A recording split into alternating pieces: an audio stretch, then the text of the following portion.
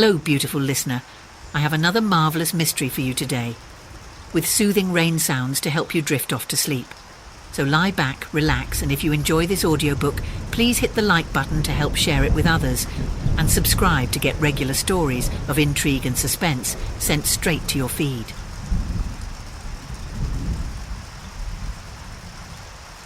The Three Tools of Death by G.K. Chesterton. Both by calling and conviction, Father Brown knew better than most of us that every man is dignified when he is dead. But even he felt a pang of incongruity when he was knocked up at daybreak and told that Sir Aaron Armstrong had been murdered.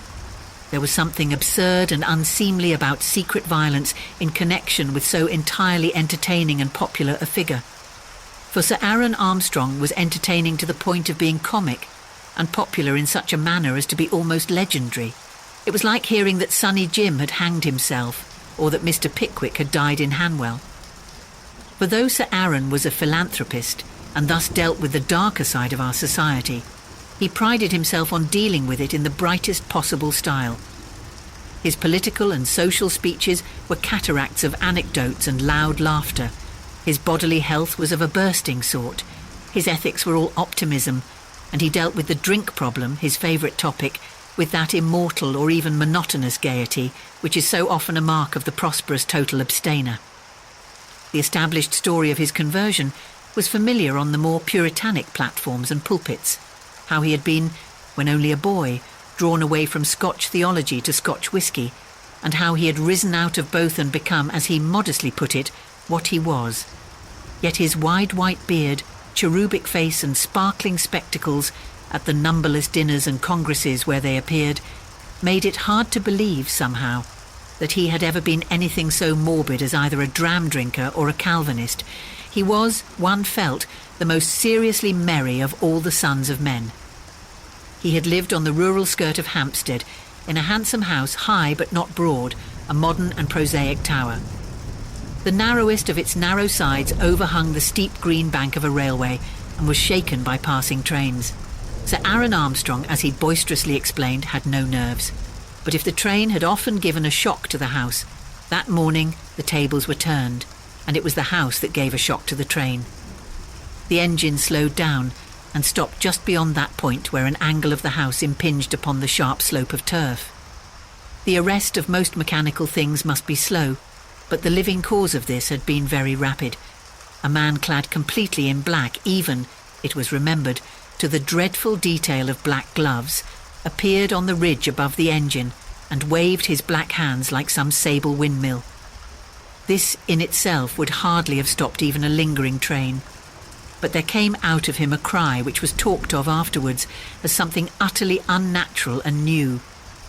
It was one of those shouts that are horridly distinct, even when we cannot hear what is shouted. The word in this case was murder. But the engine driver swears he would have pulled up just the same if he had heard only the dreadful and definite accent and not the word. The train once arrested, the most superficial stare could take in many features of the tragedy. The man in black on the green bank was Sir Aaron Armstrong's manservant Magnus. The baronet, in his optimism, had often laughed at the black gloves of this dismal attendant, but no one was likely to laugh at him just now. So soon as an inquirer or two had stepped off the line and across the smoky hedge, they saw, rolled down almost to the bottom of the bank, the body of an old man in a yellow dressing gown with a very vivid scarlet lining. A scrap of rope seemed caught about his leg, entangled presumably in a struggle. There was a smear or so of blood, though very little, but the body was bent or broken into a posture impossible to any living thing. It was Sir Aaron Armstrong. A few more bewildered moments brought out a big, fair-bearded man, whom some travellers could salute as the dead man's secretary, Patrick Royce, once well known in Bohemian society and even famous in the Bohemian arts. In a manner more vague but even more convincing, he echoed the agony of the servant. By the time the third figure of that household, Alice Armstrong, daughter of the dead man, had come already tottering and waving into the garden, the engine driver had put a stop to his stoppage. The whistle had blown and the train had panted on to get help from the next station. Father Brown had been thus rapidly summoned at the request of Patrick Royce, the big ex-Bohemian secretary. Royce was an Irishman by birth, and that casual kind of Catholic that never remembers his religion until he is really in a hole.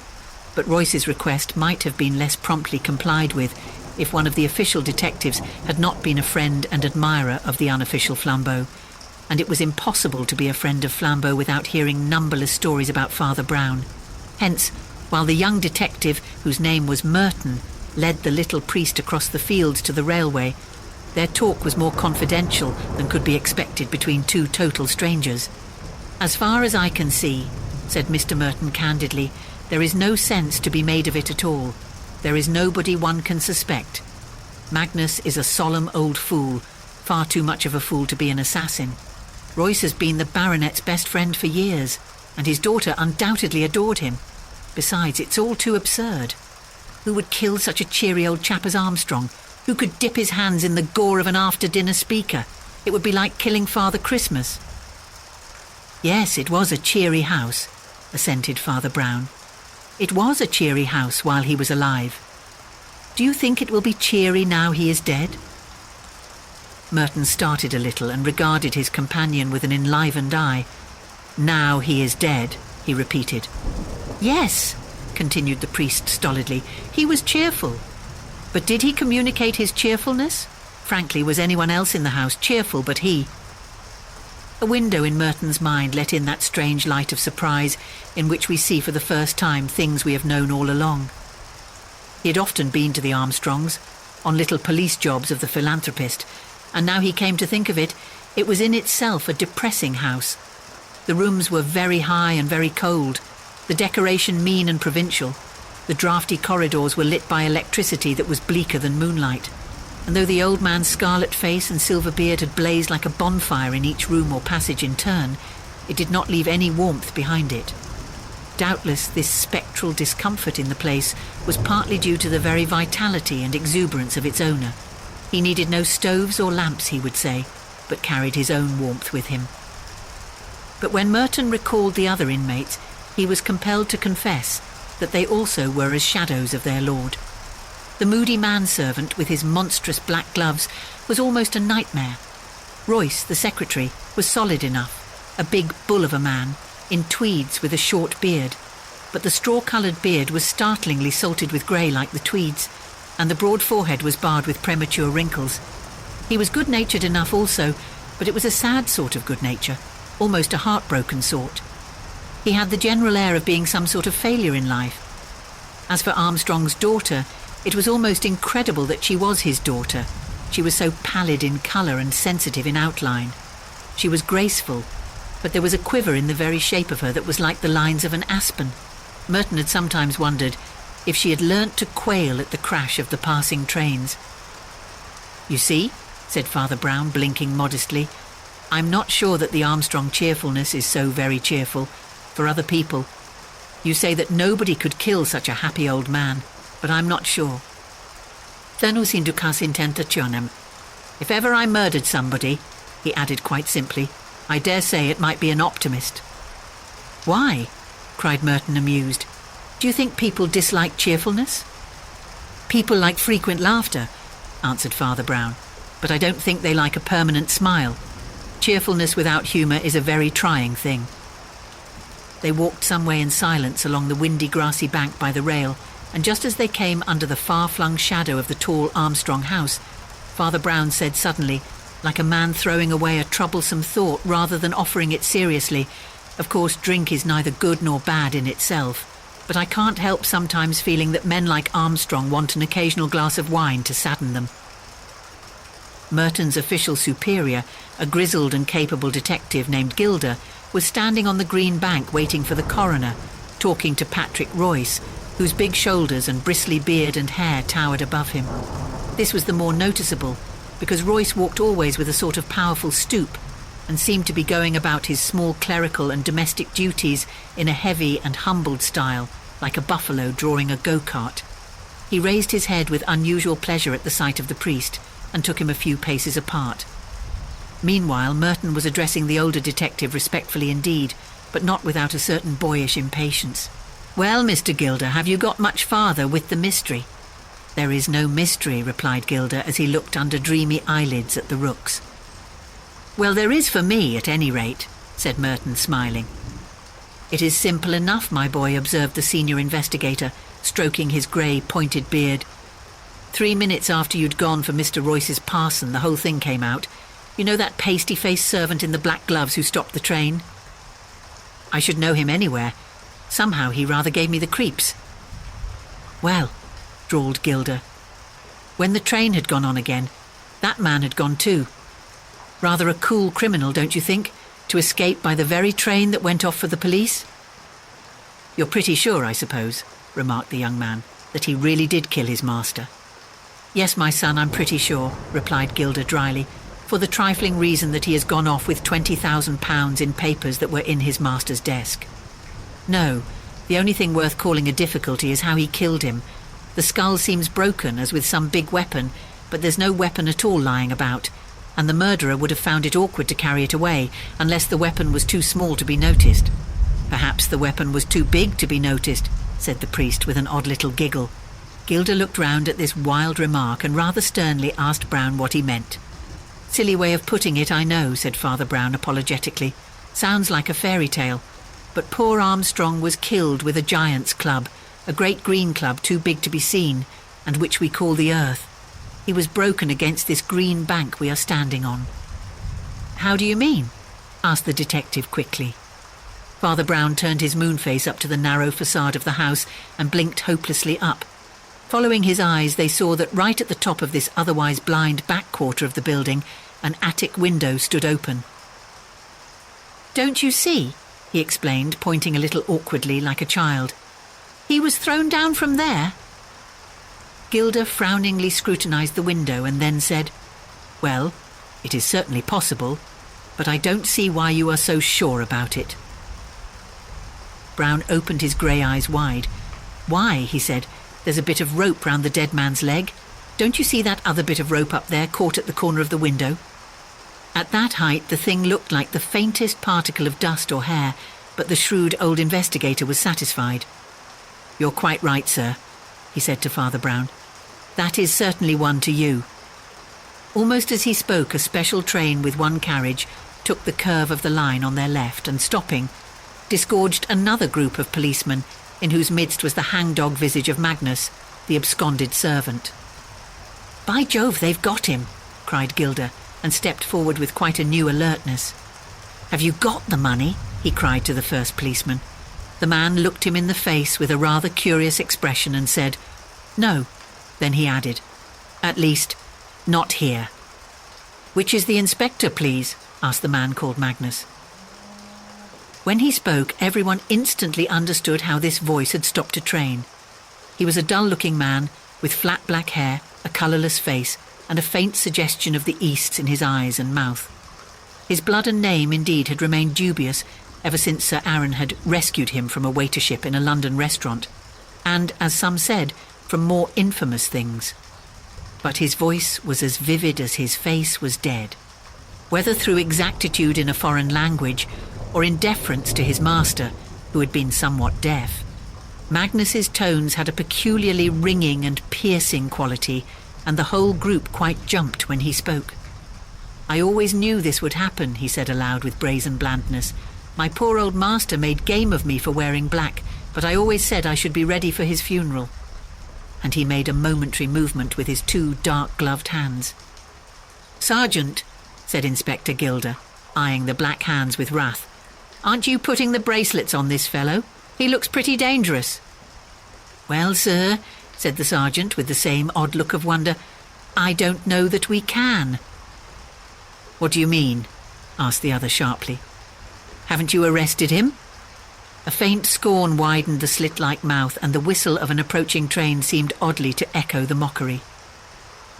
"We arrested him," replied the sergeant gravely, "just as he was coming out of the police station at Highgate, where he had deposited all his master's money in the care of Inspector Robinson." Gilder looked at the manservant in utter amazement. "Why on earth did you do that?" he asked of Magnus. "To keep it safe from the criminal, of course," replied that person placidly. "Surely," said Gilder, "Sir Aaron's money might have been safely left with Sir Aaron's family." The tail of his sentence was drowned in the roar of the train as it went rocking and clanking. But through all the hell of noises to which that unhappy house was periodically subject, they could hear the syllables of Magnus's answer in all their bell-like distinctness. I have no reason to feel confidence in Sir Aaron's family.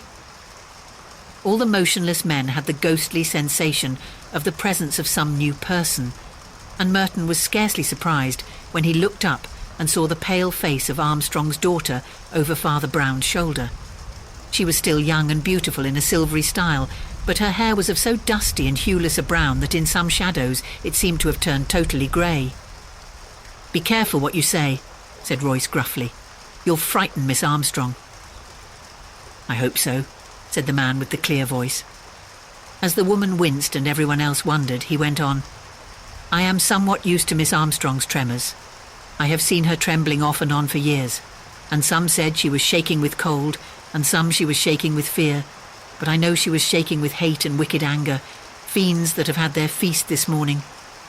She would have been away by now with her lover and all the money, but for me.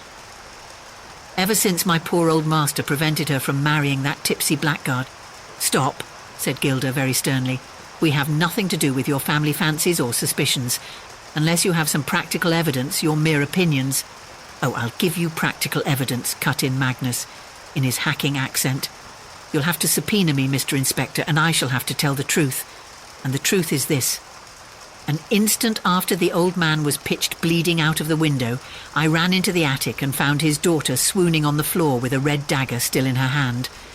Allow me to hand that also to the proper authorities." He took from his tail pocket a long horn-hilted knife with a red smear on it and handed it politely to the sergeant. Then he stood back again, and his slits of eyes almost faded from his face in one fat Chinese sneer. Merton felt an almost bodily sickness at the sight of him, and he muttered to Gilder, "Surely you would take Miss Armstrong's word against his?" Father Brown suddenly lifted a face so absurdly fresh that it looked somehow as if he had just washed it. "Yes," he said, radiating innocence, "but is Miss Armstrong's word against his?" The girl uttered a startled, singular little cry. Everyone looked at her. Her figure was rigid as if paralysed. Only her face within its frame of faint brown hair was alive with an appalling surprise. She stood like one of a sudden lassoed and throttled. "This man," said Mr. Gilder gravely, "actually says that you were found grasping a knife, insensible, after the murder." "He says the truth," answered Alice. The next fact of which they were conscious was that Patrick Royce strode with his great stooping head into their ring and uttered the singular words, "Well, if I've got to go, I'll have a bit of pleasure first." His huge shoulder heaved, and he sent an iron fist smash into Magnus's bland Mongolian visage, laying him on the lawn as flat as a starfish. 2 or 3 of the police instantly put their hands on Royce, but to the rest it seemed as if all reason had broken up and the universe were turning into a brainless harlequinade. "None of that, Mr. Royce," Gilder had called out authoritatively. "I shall arrest you for assault." "No, you won't," answered the secretary in a voice like an iron gong. "You will arrest me for murder." Gilder threw an alarmed glance at the man knocked down, but since that outraged person was already sitting up and wiping a little blood off a substantially uninjured face, he only said shortly, "What do you mean?"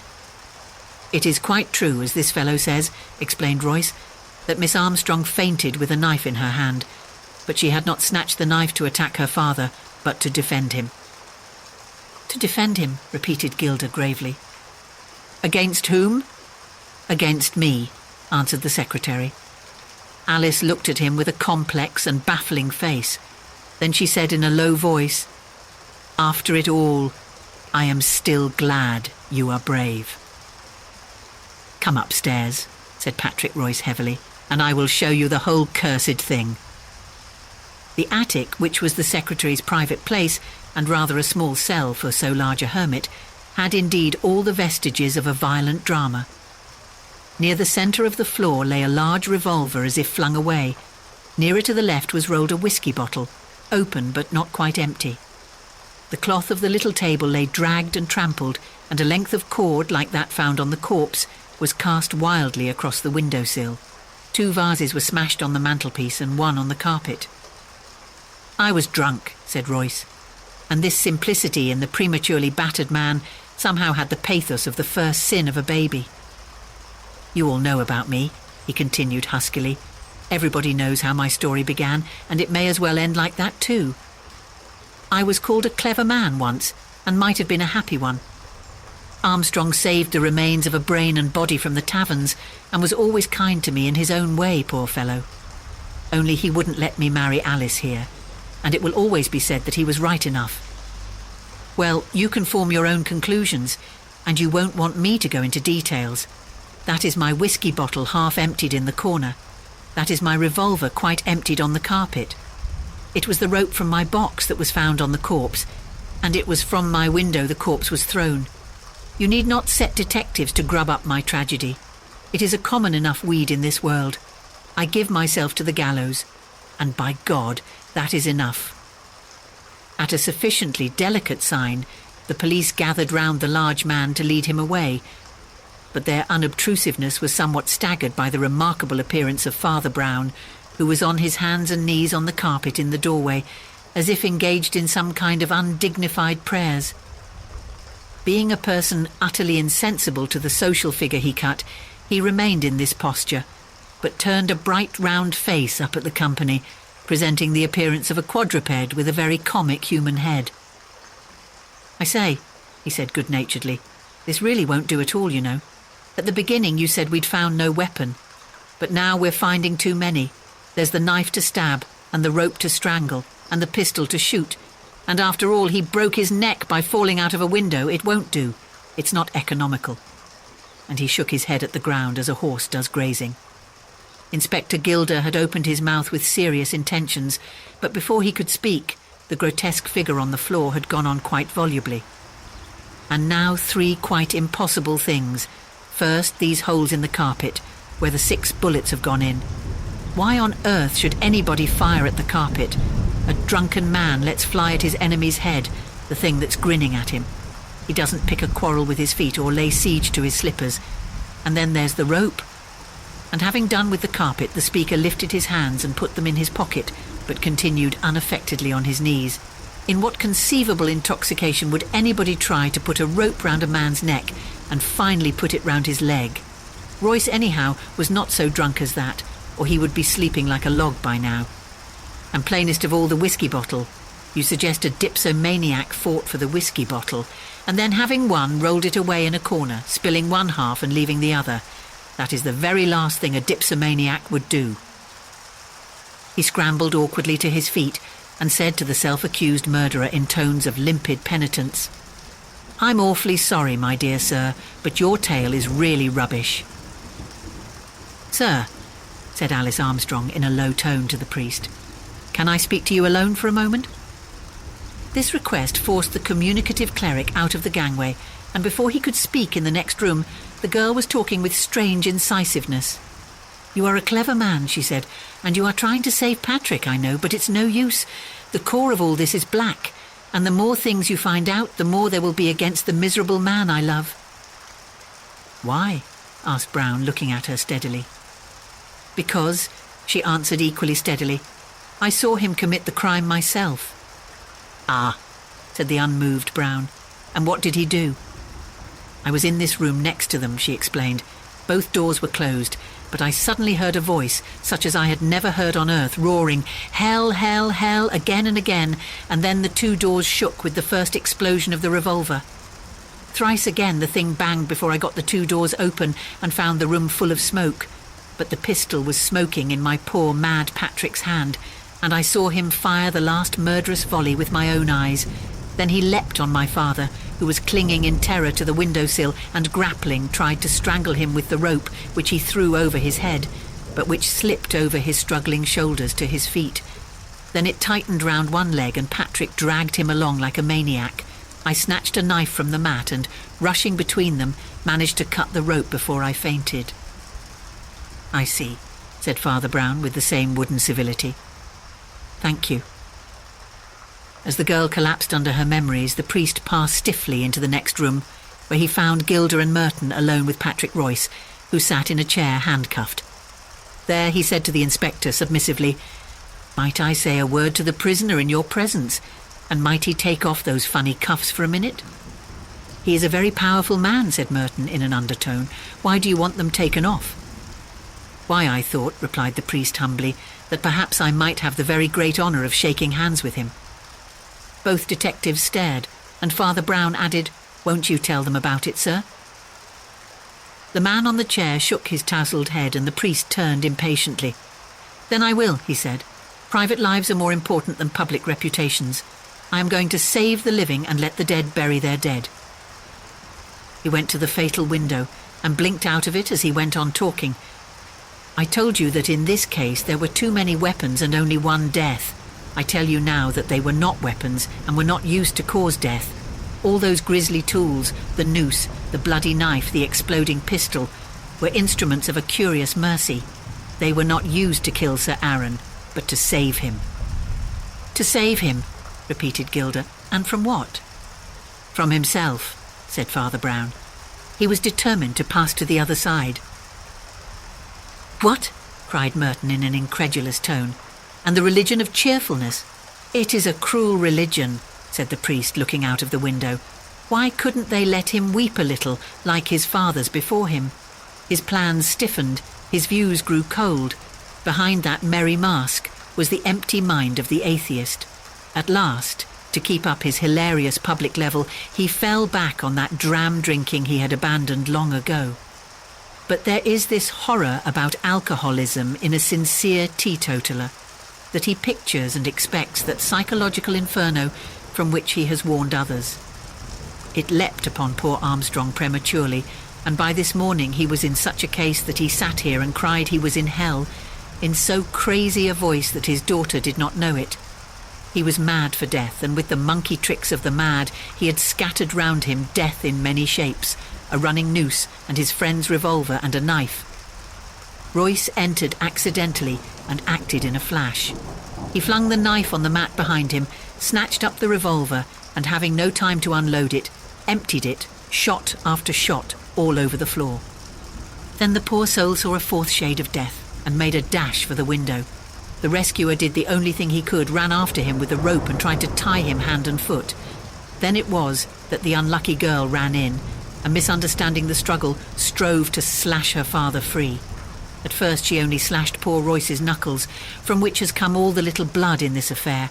But of course you noticed that he left blood but no wound on that servant's face. Only before the poor woman swooned, she did hack her father loose, so that he went crashing through that window into eternity. There was a long stillness, slowly broken by the metallic noises of Gilda, unlocking the handcuffs of Patrick Royce, to whom he said, "I think I should have told the truth, sir. You and the young lady are worth more than Armstrong's obituary notices." "Confound Armstrong's notices," cried Royce roughly. "Don't you see it was because she mustn't know?" "Mustn't know what?" asked Merton. "Why, that she caused her father's demise, you fool," roared the other. "He'd have been alive now but for her. It might craze her to know that." "No, I don't think it would," remarked Father Brown as he picked up his hat.